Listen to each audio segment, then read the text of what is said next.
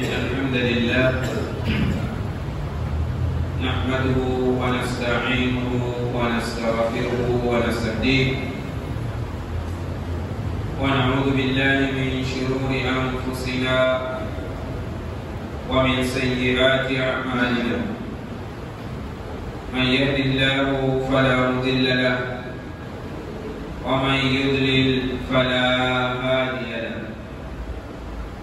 وأشهد أن لا إله إلا الله وحده لا شريك له وأشهد أن محمدا عبده ورسوله أرسله بالهدى ودين الحق ليظهره على الدين كله ولو كره المشركون أما بعد فإن أصدق الحديث كتاب الله وخير الهدي هدي محمد صلى الله عليه وسلم وشر الأمور محدثاتها وكل محدثة بدعة وكل بدعة ضلالة وكل ضلالة في النار أعاذنا الله من حرها. أعوذ بالله من الشيطان الرجيم. بسم الله الرحمن الرحيم. إذا جاءك المنافقون قالوا نشهد إنك لرسول الله والله يعلم إنك لرسوله والله يشهد إن المنافقين لكاذبون اتخذوا أيمانهم جنة وصدوا عن سبيل الله اتخذوا أيمانهم جنة فصدوا عن سبيل الله. Mwenyezi Mungu Subhanahu wa Ta'ala amesema ndani ya Qur'ani takatifu, idha ja'aka almunafiqun, pindi watakapokujia wewe wanafiki, qalu, wakisema, nashhadu innaka la rasulullah, tunashuhudia ya kuwa wewe ni mtume wa Mwenyezi Mungu. Wallah ya'lam, na Mwenyezi Mungu yuwajua, innaka la rasuluhu, kuwa wewe ni mtume wake. Wallahu yashhadu, na Mwenyezi Mungu anashuhudia, innal munafiqina, hakika wanafiki, lakadhibun, ni warongo. Ittakhadhu aymanahum, wamefanya viapo vyao, junnata, kuwa ni kinga, kuwa ni ngao, fasaddu an sabilillah, wakapinga njia ya Mwenyezi Mungu.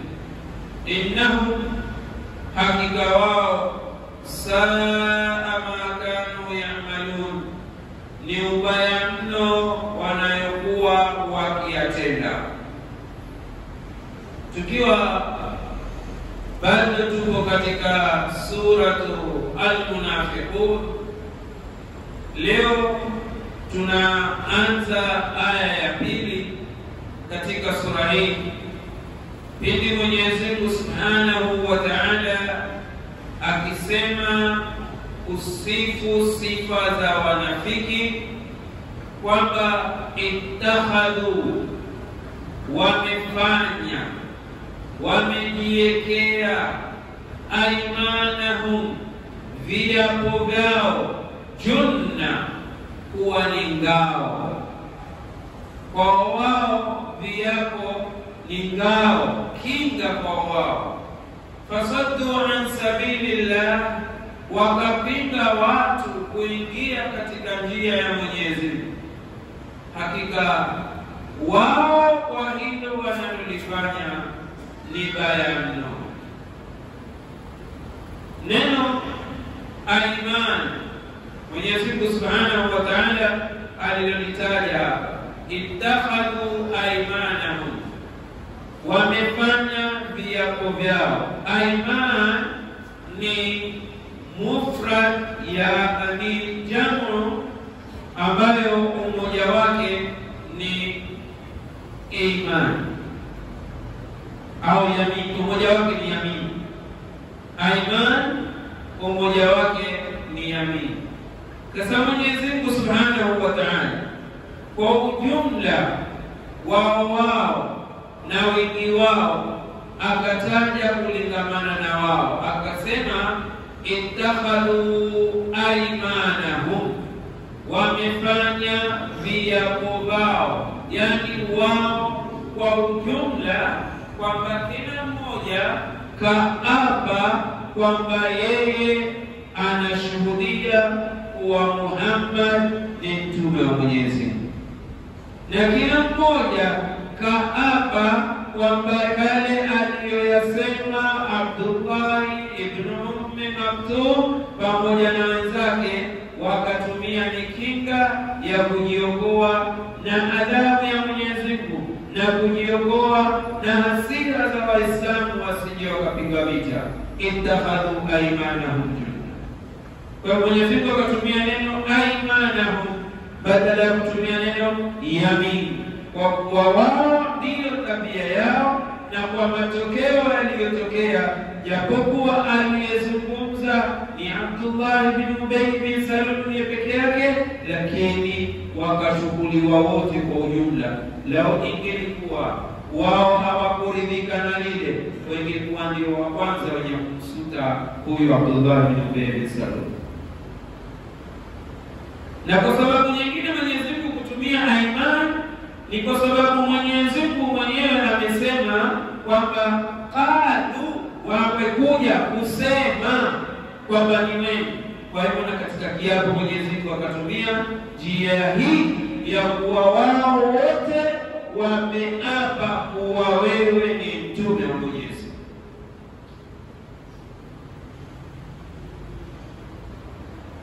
Wanavyoni wanasema, kama ukirudia katika al-Jami' li-ahkam al-Qur'an, Qurtubi anasema ittakhadhu aymanahum junna sitra, wamefanya viapo vyao kuwa ni kinga, pazia za kuwakinga wao. Walaysa yarji'u, wala aya hii na maneno haya yarji'u sio kwamba yanarudi ila qawlihi, katika neno lake Mwenyezi Mungu nashhadu innaka la rasulullah. Asema wala neno hili, japokuwa baadhi ya wanavyoni wanategemeza kwamba wao wamesema kwa pamoja, kwa hivyo hili linarudi kuungana na aya qalu nashhadu innaka la rasulullah. Qurtubi asema la, hii hairudi katika aya iliyotangulia nashhadu innaka la rasulullah, bali inakwenda kwengine, atakuja kutaja mbele. Walaysa yarji'u ila qawlihi nashhadu innaka la rasulullah, wa innama, hakika si jingine, yarji'u ila sababi al-aya, inarudi katika sababu ya aya allati nazalat, ambayo imeteremka hasba ma dhakara al-Bukhari, kulingana na alivyotaja Bukhari wa Tirmidhi na Tirmidhi an Ibn Ubay, kutokana na huyo Ibn Ubay annahu halafa, kwamba yeye aliapa, ma qala, kwamba yeye hakusema, wa qad qala, na ikawa amesema. Kwa hivyo hii ittakhadhu aymanahum inamkusudia Abdullah bin Ubay bin Salul, kwamba yeye aliapa. Mwenyezi Mungu asema wamefanya viapo vyao, yeye aliapa kwamba yeye hakusema na yeye akawa ndiye aliyesema. Sasa Mwenyezi Mungu asema alitumia kwamba ni kinga kwake yeye. Kinga ya nini? Kukimbia asije akapigwa vita na Waislamu, asije akauawa, akatumia kiapo kwamba mimi sikusema. Mwenye Fathul Bayan fi Maqasid al-Quran juzuu ya 7 ukurasa wa 86 asema, qala Ibn Abbas, amesema Ibn Abbas radiyallahu anhu, ijtanabu, wamejiepusha biaimanihim, kwa viapo vyao, min alqatli, kuepukana na kuuawa, kwa sababu lao watajibaini wakiwa wao tayari wamejiingiza katika Uislamu, kisha wakajajibaini kwamba wao ni murtadin. Je, wakijibaini ni murtadin katika boma la Waislamu, katika mji wa Madina ambao Mtume sallallahu alayhi wasallam na watu wake ni Muislamu na Waislamu wenzake, na huyu Abdullah bin Ubay bin Salul na wenzake wakiamua kwamba wao wameridadi, hukumu yao ni kukatwa shingo, hukumu ya murtadi ni kuuawa. Sasa kwa ajili hii anaeleza Ibn Abbas kwamba ijtanabu, wamejiepusha biaimani, kwa kutumia viapo vyao, min alqatli, kujiepusha na vifo, kwa sababu yoyote anayeritadi kuuawa, na wao hawa ni murtadina kwa kutoka katika Uislamu kwa mioyo yao baada ya kuingia kwa dini zao. Wal-harb, vile vile wakawa ni wenye kujitenga na kujiepusha na vita kwa viapo vyao. Kwa hivyo wametumia viapo ni ngao ziwakinge wasiuawe, wametumia viapo ni ngao ziwakinge wasipigwe vita kama makafiri. Wasije kuambiwa hawa si wetu, ni makafiri moja kwa moja, wala tuwapigeni vita. Kwa hivyo wakawa wanatumia hivi viapo. Wakili na kumesema, yani anakusudia biaimanihim, kwa mayamini yao, ma akhbara Rabb, ni yale aliyoyaeleza Mola, anhum, kuhusu wao, fi surati Baraa, katika suratu Baraa. Ndiyo sura ambayo ni kimondo kwa wanafiki. Tabia zao zote zimetajwa pale na adhabu zao zimetajwa pale. Haikuwa sasa sura hii, ukitaka kujua habari zao zote na vitimbi vyao vote na aliyowapangia Mwenyezi Mungu, soma suratu Baraa na uijue maana yake. Utaelewa wanafiki ni watu gani, na Mwenyezi Mungu Subhanahu wa Ta'ala amewabaini kwa sifa ngapi, na Mwenyezi Mungu amewapangia kuadhibu kivipi. Sasa hii kauli inasema kwamba kama alivyoeleza Mola kwamba wao katika suratu Baraa wanasema hivi, yahlifuna billahi ma qalu, wanaapa kwa Mola kwamba wao hawakusema. Na ni kweli, hiyo ni kawaida. Wewe tupate mtu mrongo au amezungumza ya urongo, kisha umwambie napata habari zako bwana, wewe unasema hivi, unasema hivi, utaona kitu cha kwanza kurukia na kiapo, wallahi billahi tallahi mimi sikusema. Nani aliyekwambia? Hawa wanipendi, hawa ni hivi, wataka kunitetesha mimi na wewe. Kumbe yeye amesema, lakini ametanguliza kiapo.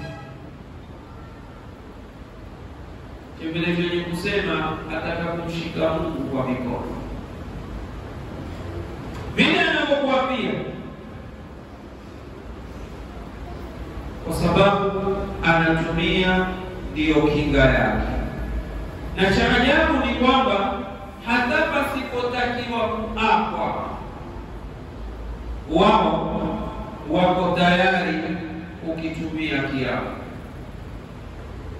Na ndio ukaona tumeshikilia mahali hapa leo kwamba wao wanatumia kiapo kama ngao, wanatumia kiapo kama ngao.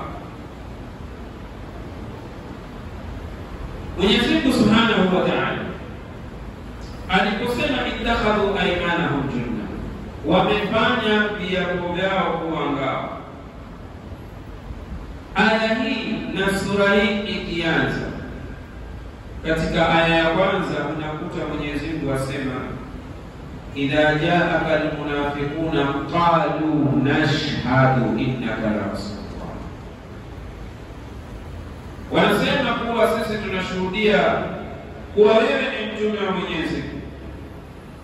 Katika kauli hii wanaviona anasema huku kusema nashhadu innaka la rasulullah, yamin ni kiapo. Huku kwao wao kusema innaka la rasulullah ni kiapo, na Mwenyezi Mungu akashughulisha hilo. Kisha wakasema aqsama man qala uqsimu billah. Sasa wanaviona wanachagua yoyote mwenye kusema naapa kwa Mwenyezi Mungu, au ushhidu au ashhadu billah, nashuhudia kwa Mwenyezi Mungu, au a'zamu billah, naazimia kwa Mwenyezi Mungu, au aqsamtu billah, au ukisema nimeapa kwa Mwenyezi Mungu, au vile vile ashhadu billah, nimeapa kwa Mwenyezi Mungu, au vile vile azamtu billah, nimekwisha azimia kwa ajili ya Mwenyezi Mungu au kwa Mwenyezi Mungu, au ukasema ahlaftu billah, nimeapa kwa Mola. Faqala fi dhalika kulluhu billah, na akasema matamshi hayo yote akitumia billahi, neno billahi. Fala khilafa, hakuna tofauti, annaha yamin, kwamba hiyo ni yamin. Yani hakuna tofauti kati ya wanavyoni kwamba kauli hii ni yamini wenye kusimama kupika.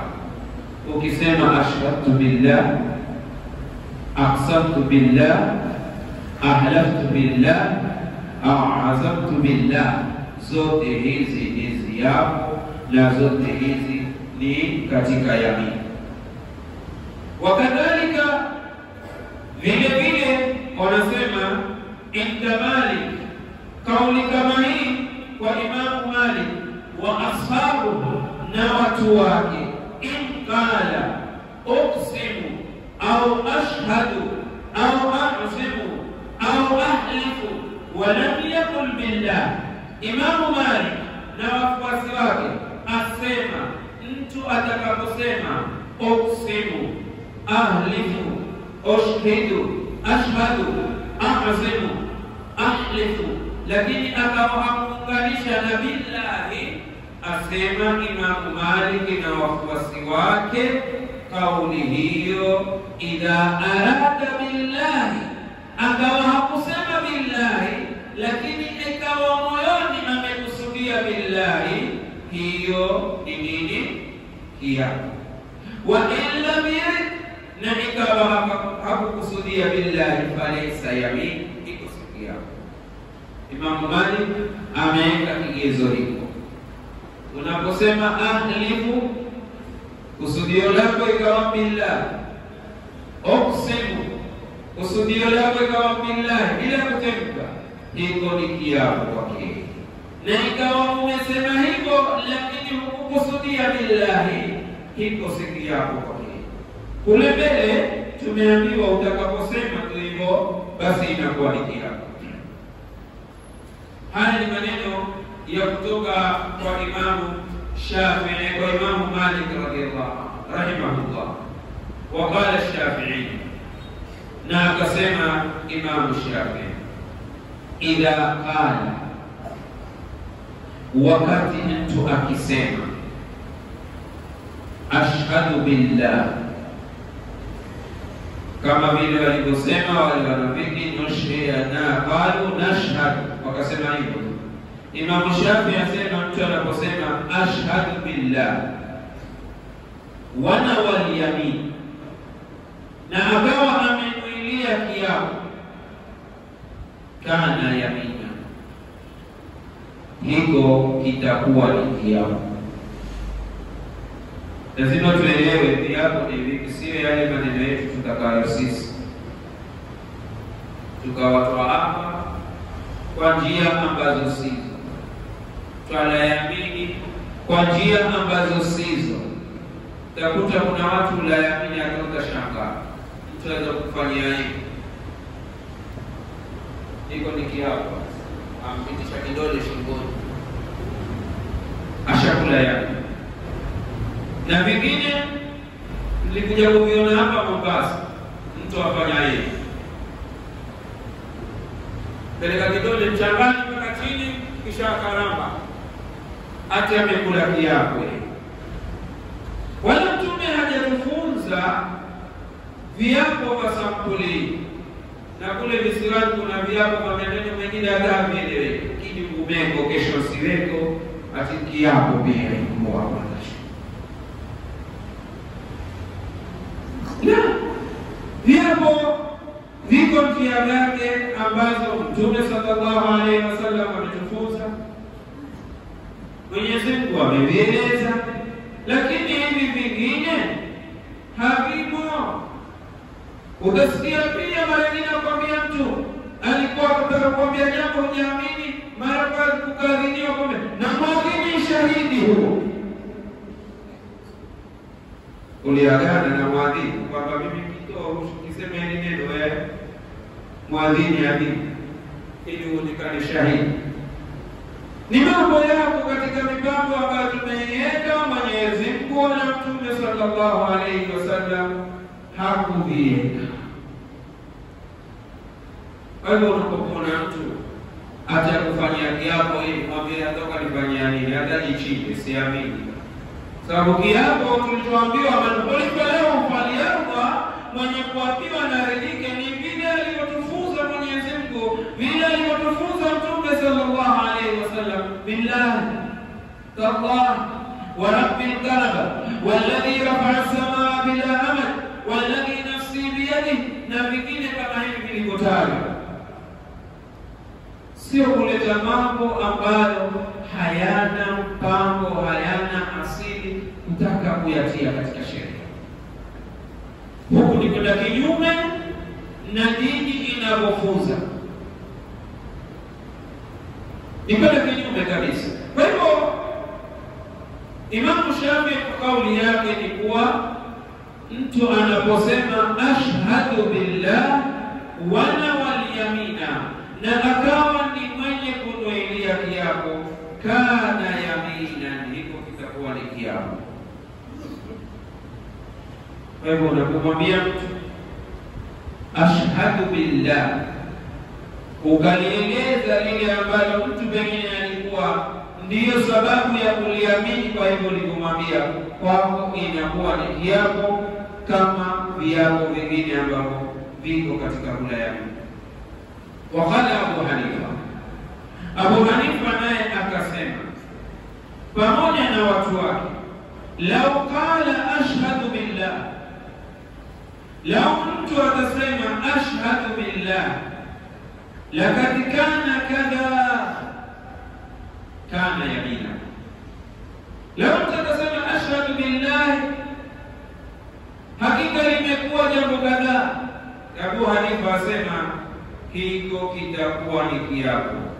Walau qala, Abu Hanifa kisha afafanua kwa pale mwingine asema, na lau atasema ashhadu laqad kana kadha duna, pasina an-niyya, kutumia nia katika lile alilolisema, kana yamina, itakuwa pia ni yamini. Asema unaposema ashhadu billah itakuwa ni yamin, na utakaposema ashhadu laqad kana kadha duna niyya kana yaminan lihadhihi al-aya. Asema itakuwa ni kiapo kwa sababu ya aya hii ambayo inatuambia ittakhadhu aymanahum junna. Hii aya ndiyo imeifanya hata bila ya kusema kwa nia itakuwa ni kiapo. Lakini sasa lazima turudi nyuma, tuangalie mahali pengine Mwenyezi Mungu Subhanahu wa Ta'ala aliposema la yu'akhidhukumullah billaghwi fi aymanikum. Hawachukulii Mwenyezi Mungu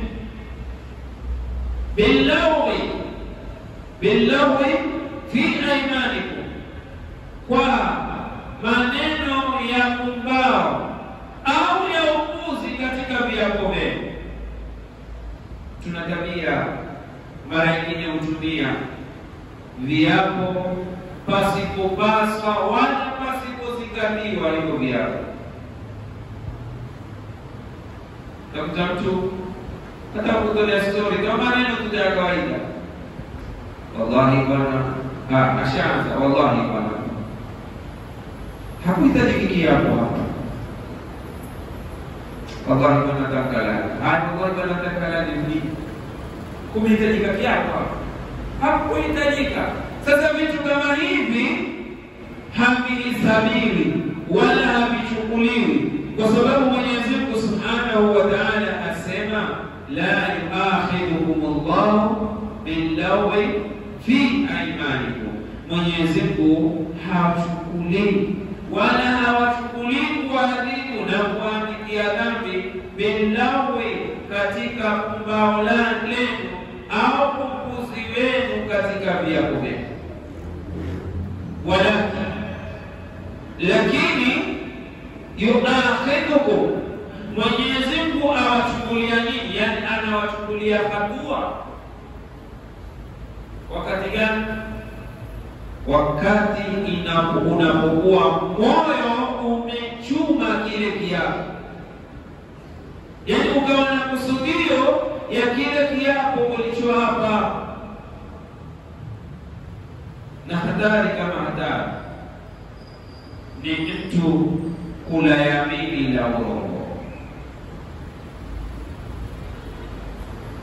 Hatari kama hatari ni mtu kula yamini la urongo.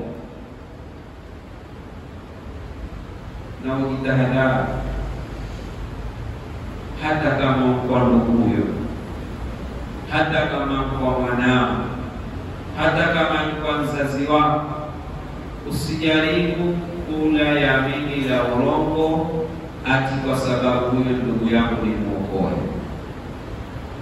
Usijaribu kula yamini ya urongo ati kwa kuwa huyo ni familia yangu kadhani mwokoe.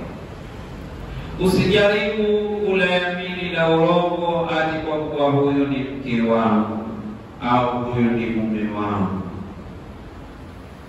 Ni kitu kibaya sana. Mtume sallallahu alayhi wasallam katika kuyahesabu yenye kuangamiza akalihesabu yamini la urongo, akasema walyamini al-ghamus, na yamini kiapo chenye kudidimiza, chenye kuzamisha, yani kiapo cha wewe kuizamisha haki na wewe kuzama katika madhambi. Mtume akatahadharisha sana, akasema tahadharini na yaminul ghamus. Yaminul ghamus ni kiapo cha urongo ambacho wewe waapa na ilhali wajua kile unachowapia ni urongo. Maskini mwanadamu aweza akaletewa kitu, pesa au mali aina yoyote, akaambiwa wewe bwana, haikuwa shahidi, nitakikana shahidi pale aje ape 100,000 hizi bwana, kwa kuwa moyo wako umeuona mdogo na ile 100,000 ukaiona kubwa mkubwa kushinda moyo wako. Kuna neno nipe dakika tu hiyo, sipale kizibani tu utashika msahafu tu, na tena mtaapa kwa jazba bwana, na naweza katoa na machozi pale jamaa kasadiki kweli, na ukenda ukaapa pengine ukatoa kweli machozi, hakimu akaona kwamba wewe ni kweli na mshahidi wa kweli kweli, lakini mwenzangu umejizamisha katika dhambi na umeizamisha haki. Kesho ya Kiyama mahali pako ni pabaya. Usijaribu mahali ambapo wanavyoni wametoa nafasi. Ikiwa mtu uko katika ihtirar, hana budi mpaka aape ni atumie tauria katika kiapo chake, yani atumie mbinu ya kumwandaa yule mtu aonekane kile alichokiapia cha kweli lakini si cha kweli, yani kutumia mfano. Wewe mfano umekushika, toa pesa, kwambia pesa ziko lakini mpaka muni achilie niende mahali fulani, na umeshikia bunduki, usipoambia mpaka ni usipoelekeza watakuwa, basi ukaambia mpaka ni fanye jambo fulani au mpaka utafute namba fulani ili ujiokoe katika ile hali. Mfano umeshikiwa mtoto wako kama vile wanavyofanya wengine, wakacheka nyara kisha kukwambia mpaka utoe kiwango fulani au utafanya nini ili utataka kitu fulani, hapa kwamba utatupa iko kitu kwa unabudi mpaka uwape, lakini utumie tauria. Wanaviona wasema utumie tauria, na hapa nitawapa hiki kitu mukimwasha kabla, na hapa nitawapa lakini nendeni mahali fulani, mwachilieni mwende mahali fulani. Kwa namna hii imeruhusika, kwa kuwa wewe ni madhuluma na umefikia hali ya ihtirar, utafanya hivyo. Ni kama mfano wa yule ambaye amekufuru kwa kutendwa nguvu, lakini moyo wake uko katika istikrar ya imani. Illa man ukriha wa qalbuhu mutma'innun bil iman, kama alivyofanya Ammar bin Yasir.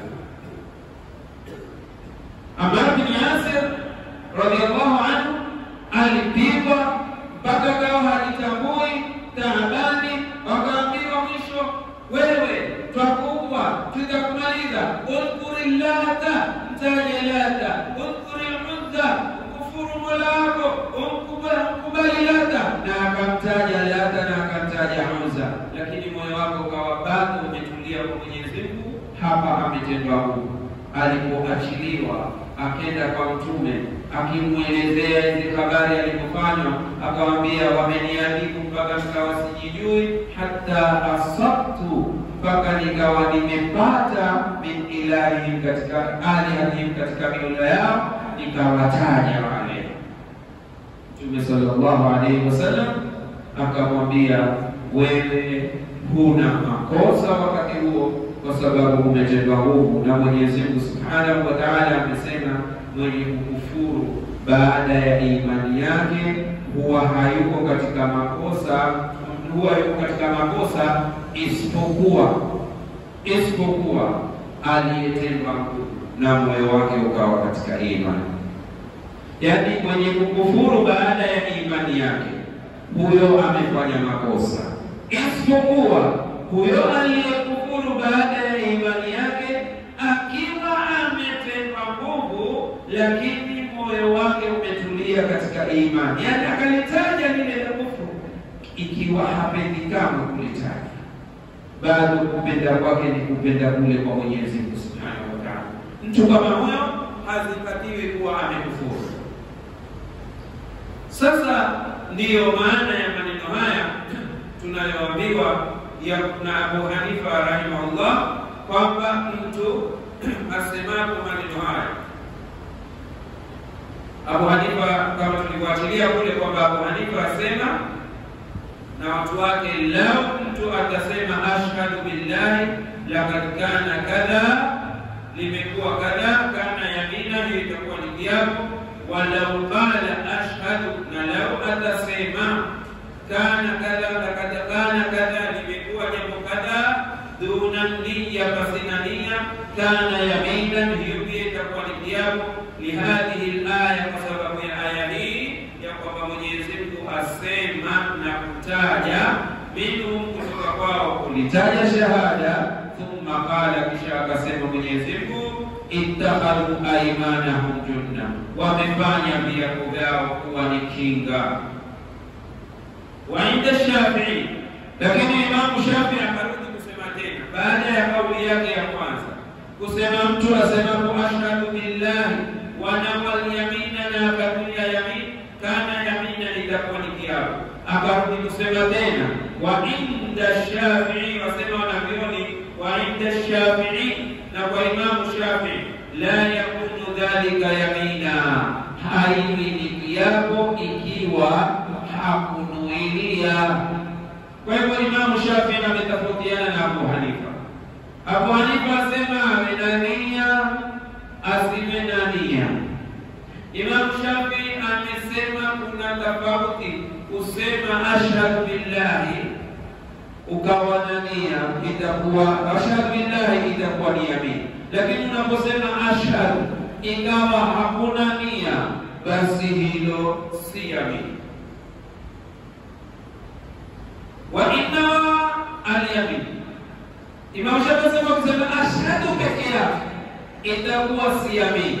Na hata pia ukimuilia umesema ashhadu peke yake, hata kama utamuilia kwa nia, haitakuwa ni kiapo. Lianna qawlahu ta'ala, kwa sababu neno lake Mwenyezi Mungu alitukuka, ittakhadhu aymanahum, wamefanya viapo vyao, junna, kuwa ni kinga. Laysa yarji'u ila qawlihi, haikurudi katika neno lake Mwenyezi Mungu qalu nashhadu, haikurudi katika neno nashhadu kama kule tulivyotangulia kusema. Lakini tusisahau kwamba kiapo chao Mwenyezi Mungu amekibaini ndani ya suratul Baraa, wakati aliposema kwamba walisema kalimatul kufr, walizungumza kalimatul kufr, na ndio ikazingatiwa kwamba wao waliapia hilo. Mwenyezi Mungu Subhanahu wa Ta'ala aliposema nashhad, wa inna ma yarji'u ila baraa, inarudia katika suratul Baraa fi qawlihi, katika neno lake Ta'ala aliyetukuka, yahlifuna billahi ma qalu, wanaapa kwa Mwenyezi Mungu kwa kuwa hawakusema. Moja kwa moja, na ingawa ni kinga kweli kwa wao, ikiwa Mtume sallallahu alaihi wasallam bado hajabainiwa, kama jana tulivyoeleza. Ilipokuwa Mtume hajabainiwa, alimwambia yule kijana Mtume kwamba wewe, haya mambo hayakubaliki, huyo mzee ameapa, kuonyesha kwamba hatuwezi tukaanza kumsadiki mzee tukakusadiki wewe mwana. Na hii iondoke katika fikra kwamba ati huyo barobaro bwana amejisemea tu, wewe ushika maneno ya mwana. Nawe hizo tabia tunazo, ushika maneno ya watoto. Wewe ikiwa mtoto ameshuhudia, ikiwa mtoto ameona, basi akasema, na ikawa kuna ushuhuda, kuna ushuhuda, hakuna kusema barobaro si mzee, hata wale bwana msingizia mzee wako wasema wako wazee warongo. Yamelini darasa ya siku ya kwanza tulipokuwa tunazungumzia, alipoulizwa Hudhaifa alisema, je, wamebakia hao wanafiki? Alisemaje Hudhaifa? Alisema wamekufa, lakini kuna mmoja ambaye hata akinywa maji tumbo lake na kinywa chake hakipati baridi ya maji, yani hakipati ladha kwa uzee alionao, yani amezeeka bado ni mnafiki. Na ndipo hapa sasa wanavyoni wakawa husema, je, mnafiki mtubu? Mnafiki anaweza kutubu na akauacha unafiki, lakini si abada. Hatari yake ni kwamba si aghlabi yeye kutubu, lakini huwezekana akatubu na Mwenyezi Mungu Subhanahu wa Ta'ala akamsamehe. Hata ukisoma aya innal munafiqina fi darki al-asfali minan nar, ukisoma mbele utaona kuna mwelekeo ya kuwa wao wanaweza kutubia, na kutubia kwao ni watubie wenyewe, kwa sababu hakuna nusura nyingine, hawawezi kupata wenye kuwa nusuru, kama alivyosema Mwenyezi, wala mtajida lahu nasira, wala utapata wao ni nani mwenye kuwa nusuru, hawa mwenye kuwa nusuru, lakini isipokuwa mwenye kutubia. Ni ugonjwa mbaya ambao unaumiza umma, unamuumiza mwenyewe, akawa hajichagui. Kwa sababu gani? Mwenyezi Mungu amemsifu kwa sifa ambayo hata wewe utashaka, la ilaha ula wala ilaha ula, hapo kwa hawa wala hapo kwa hawa. Hebu fikiri, na watu ulimwenguni wawili au makundi mawili, leo lizukapo kundi la wanafiki, na Mwenyezi Mungu analitaja kwamba hapo kwa hawa wala hapo kwa hawa. Yuko wapi? Yani hapo kwa hawa, hapo kwa waumini, hapo kwa Waislamu. Yani yeye ataka kusimama na Waislamu, lakini ameshika kwa vidole hivi. Huyo ataka kushika na kwa makafiri,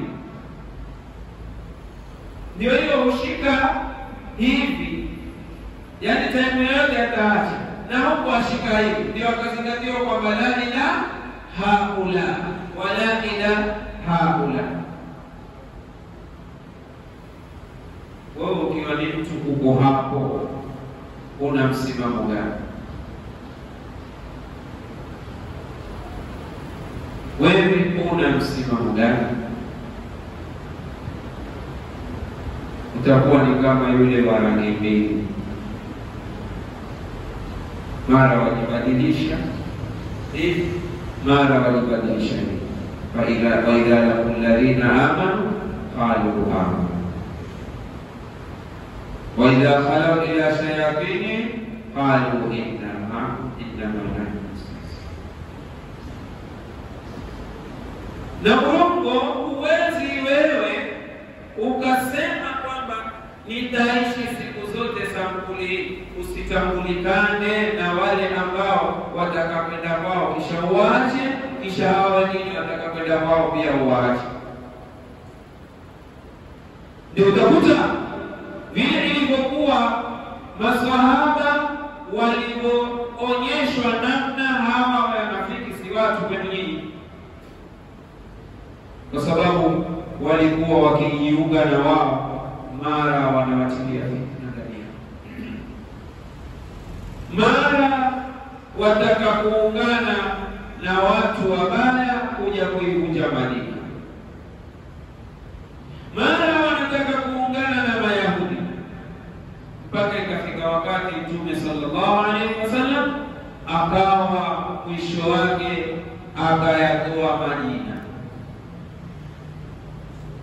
Na ndipo walipotoa Madina, maswahaba wakakaa katika dhiki, lakini dhiki yenyewe pia iliwasaidia. Kuwasaidia kwenyewe ni vipi? Ni kwamba saa zote mtu kuwa na tahadhari.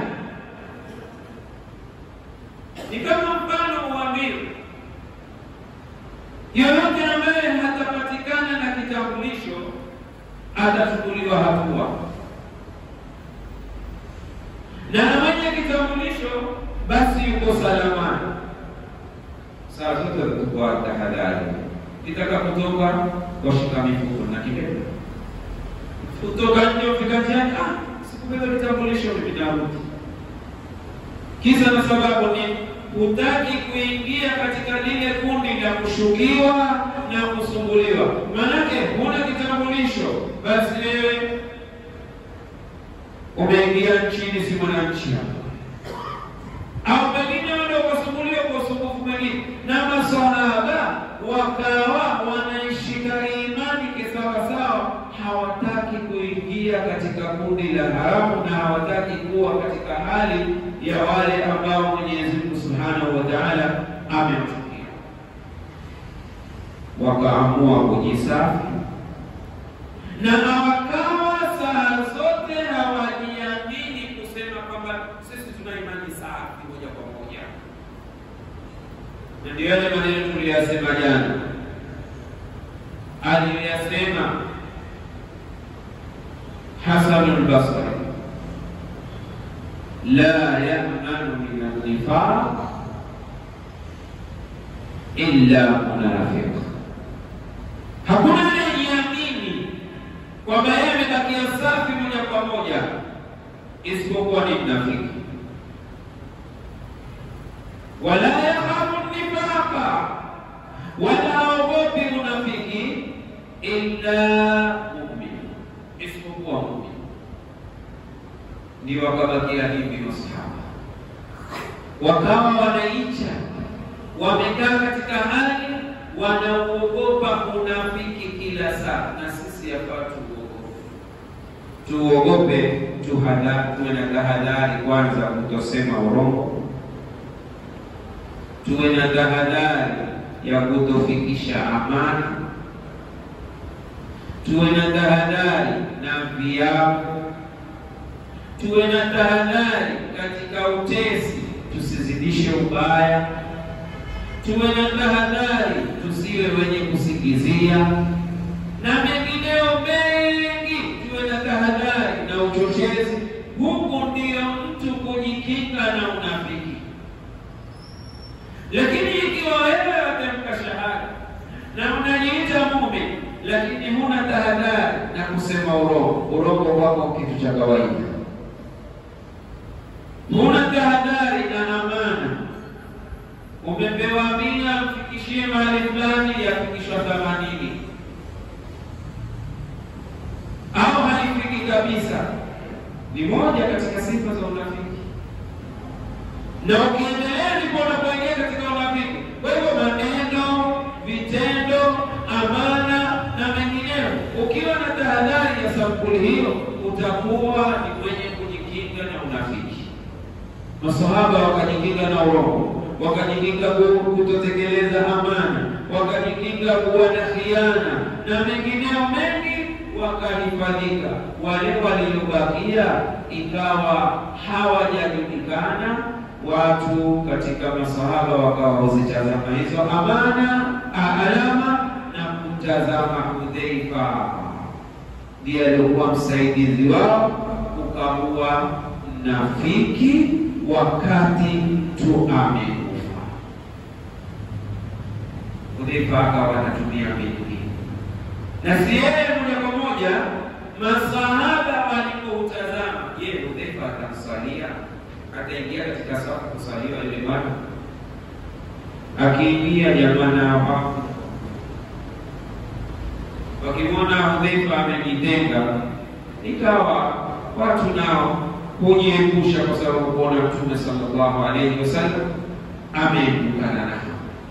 Kwa hivyo tutahadharini na viapo ambavyo ni hatari, vinaweza kutuangamiza sisi, na kesho ya Kiyama yoyote aliyeapa kiapo kibaya atajikuta amedhama katika madhambi, na hasa ikiwa amenyakua haki ya mtu kwa kiapo au ameizamisha haki ya mtu kwa kiapo.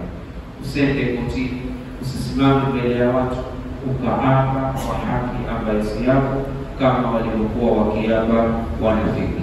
Mwisho kabisa, ndio Mtume sallallahu alaihi wasallam alikuwa akitegemea sana kiapo, lakini kwa kweli, mpaka safari moja akawa amenunua ngamia kwa Arabi Bedui, na Wabedui walikuwa wanafiki kama anavyosema Mwenyezi Mungu, wa minal a'rab munafiqun, na katika Wabedui wako wanafiki.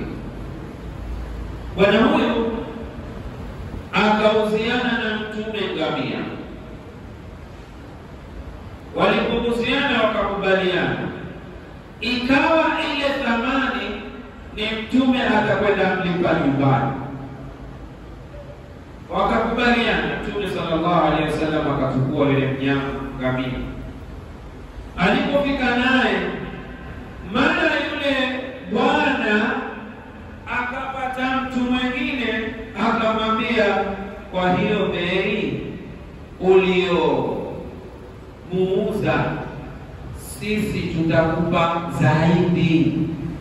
Bedui akafanya tamaa, wale wakamwambia nenda kamchukue, sisi tutakupa zaidi. Hizo wakamwonyesha. Alipoonyeshwa akatoka mbio akamwambia, ya Rasulullah, nipe ngamia wako.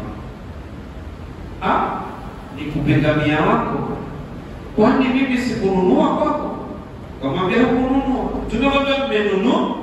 Kamwambia hukununua, nimenunua. Mtume sallallahu alaihi wasallam, yule bwana ameshikilia, sijakuzia mimi.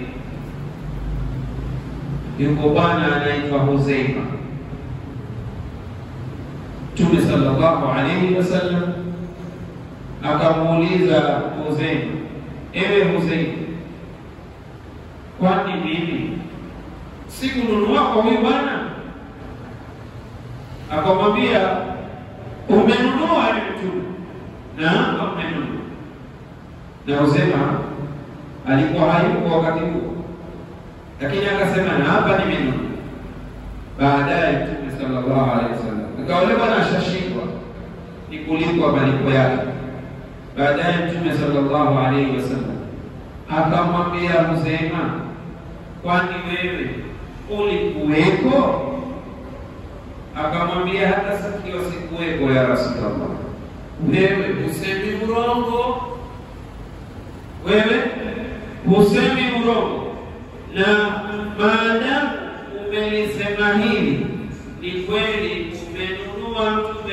Mtume pale pale akasema, shahadatu Huzaifa shahadatu rajulain, ushuhuda wa Huzaifa ni usawa na ushuhuda wa watu wake. Ikawa moja kwa moja imepita nyama yule wa Mtume sallallahu alaihi wasallam, na ushuhuda wa bei ni Huzaifa. Kutoka siku hiyo ikawa Huzaifa akija akitoa ushuhuda ni sawa na watu wawili au mashahidi wawili. Hii ni title walipata masahaba wa Madina, kama Mwenyezi Mungu aliwapa zawadi kwamba na wao wana mtu ambaye Mwenyezi Mungu amejalia katika watu akitoa ushuhuda ni sawa na mashahidi wawili. Wakawa watu wa Maka hujisifu kwa watu wao, sisi tuna huyu, sisi tuna huyu, sisi tuna huyu, na wao watu wa Madina wakawa hujisifu kwamba na sisi tunao wetu, kama kina Zaid bin Thabit na Ubay bin Ka'b na Huzaifa, ambaye ushuhuda wake ni ushuhuda wa watu wawili. Hapa ndipo tutakapokomea insha Allah taala. Yaliyobakia ni kesho Mwenyezi Mungu akitupa uhai na salih.